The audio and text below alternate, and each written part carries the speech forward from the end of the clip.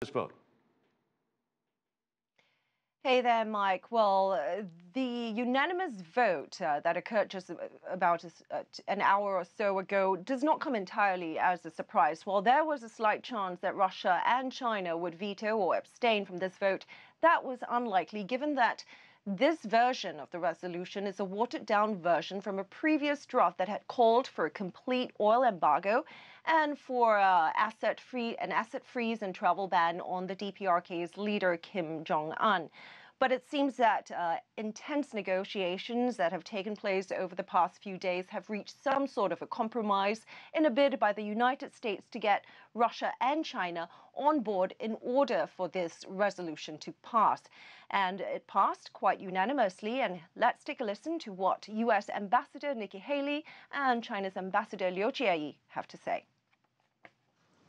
Today's resolution would not have happened without the strong relationship that has developed between President Trump and Chinese President Xi, and we greatly appreciate both teams working with us. The priority at present is to comprehensively and strictly implement the Security Council resolutions, and the relevant parties should resume talks and negotiation sooner rather than later. Now, while the sanctions imposed this session has been toned down from the previous version, they are still significant because they are the toughest nuclear-related sanctions imposed on DPRK so far.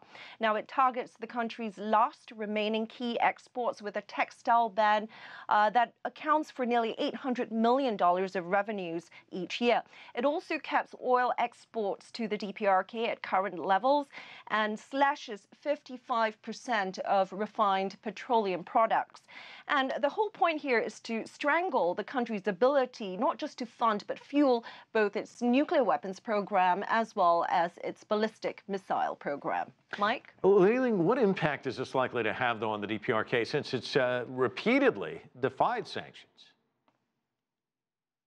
That's a very good question, and you have a very valid point. Now, this is the 8th round of sanctions imposed on the DPRK. The previous 7 rounds have been violated, and there's no saying whether the DPRK would also violate this round. But bear in mind, though, that the UN doesn't have a lot of options here. There have been talk about 3 options that are available. The first is sanctions, which threatens to destabilize the country's economy. The second is military intervention, either unilaterally or approved by the Security Council.